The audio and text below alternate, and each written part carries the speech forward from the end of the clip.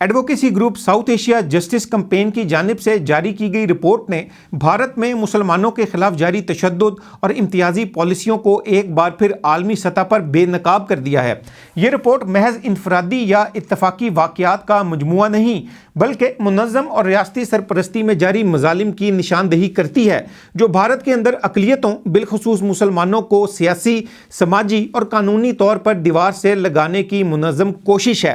Report کے مطابق 2025 کے دوران بھارت کے مختلف حصوں میں مسلمانوں کو ماورائے عدالت قتل، جعلی انکاؤنٹرز، اجتماعی تشدد، نفرت انگیز مہمات، جبری بے دخلی اور غیر قانونی گرفتاریوں کا سامنا کرنا پڑا۔ اتر پردیش، آسام، دہلی، مہاراشٹرا اور مقبوضہ جموں و کشمیر جیسے علاقوں میں تشدد کے واقعات نہ صرف بڑھے بلکہ ان میں ریاستی اداروں کے براہ راست ملوث ہونے کے شواہد بھی سامنے آئے۔ ہندوتوا انتہا پسند گروہوں کی جانب سے مسلمانوں پر حملے، گائے کے نام پر قتل اور مساجد اور گھروں کی توڑ پھوڑ کے واقعات اب صرف کسی ایک شہر تک محدود نہیں رہے بلکہ ان انتہا پسند واقعات کا تسلسل تقریباً پورے بھارت تک پھیل چکا ہے۔ افسوسناک حقیقت یہ ہے کہ ایسے واقعات میں ملوث افراد کو اکثر سیاسی پشپناہی حاصل ہوتی ہے جبکہ متاثرین کو انصاف کے لیے دربدر ہونا پڑتا ہے۔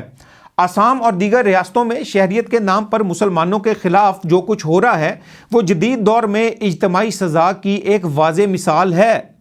NRC اور CAA جیسے کالے قوانین کے تحت لاکھوں مسلمانوں کو غیر قانونی قرار دے کر ان کے گھروں کو مسمار کر دیا گیا، خاندانوں کو بے دخل کر دیا گیا اور ہزاروں مسلمانوں کو حراستی مراکز میں غیر قانونی طریقے سے قید کر دیا گیا۔ بھارت کے یہ تمام انتہا پسند اقدامات بین الاقوامی انسانی قوانین، جنیوا کنونشنز اور اقوام متحدہ کے چارٹر کی صریح خلاف ورزی ہیں۔ بھارت میں انتہا پسند ہندوتوا پارٹی BJP کے دور میں مسلمانوں کے خلاف نفرت انگیزی کی یہ کارروائیاں مزید بڑھیں اور گزشتہ صرف ایک برس میں مختلف واقعات میں کم از کم 50 مسلمانوں کو ماورائے عدالت قتل کر دیا گیا۔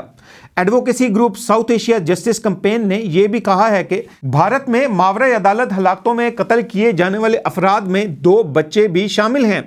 ادارے نے مزید 2 ایسے واقعات بھی درج کیے ہیں جن میں مسلمانوں نے ہندو انتہا پسند گروہوں کی جانب سے ہراسانی یا تشدد کے بعد خودکشی کر لی۔ اس کے علاوہ بنگالی بولنے والے مسلمانوں کی غیر قانونی گرفتاریوں، جبری بے دخلی اور جبری واپسی کے واقعات بھی درج کیے گئے ہیں۔ رپورٹ کے مطابق بڑی تعداد میں ماورائے عدالت قتل مقبوضہ کشمیر میں ریکارڈ کیے گئے اور دیگر واقعات میں بھارتی سیکیورٹی اداروں کی جانب سے ہراستی تشدد، جبری گمشدگیوں سمیت جعلی پولیس مقابلے بھی شامل ہیں۔ رپورٹ کے مطابق مارچ 2025 میں راجستھان میں پولیس چھاپے کے دوران 1.5 ماہ کی مسلمان شیر خوار بچی کچلے جانے سے جاں بحق ہو گئی اور نومبر میں دہلی میں شادی کے دوران 14 سالہ مسلمان لڑکا ساحل انصاری سیکیورٹی فورسز کے ایک کانسٹیبل کی فائرنگ سے ہلاک کر دیا گیا۔ رپورٹ میں یہ بھی کہا گیا ہے کہ ہندو انتہا پسندوں کی جانب سے پرتشدد کارروائیوں میں 27 مسلمان قتل کر دیے گئے جن میں سے 9 مسلمانوں کو گائے کے تحفظ کی آڑ میں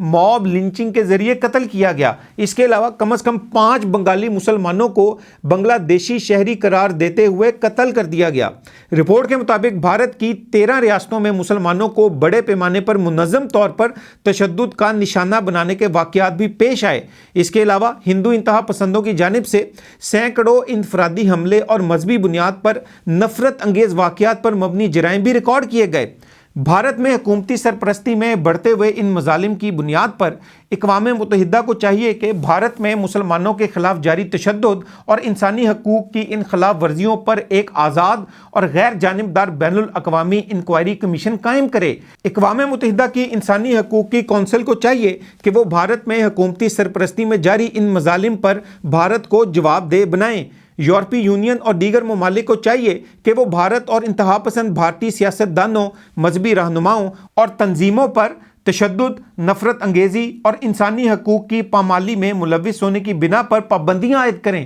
اور بھارت کے ساتھ دفاعی اور سیکیورٹی تعاون کو انسانی حقوق کی شرائط کے ساتھ مشروط کریں۔ یہ محض بھارت کے مسلمانوں کا مسئلہ نہیں بلکہ انصاف، انسانی وقار اور بین الاقوامی قوانین کی ساخت کا سوال ہے۔ اگر آج بھارت میں جاری ان مظالم کو نہ روکا گیا تو کل یہ خاموشی پوری دنیا کے لیے ایک خطرناک مثال بن سکتی ہے اور عالمی دنیا کو کسی بڑے بحران میں بھی دھکیل سکتی ہے۔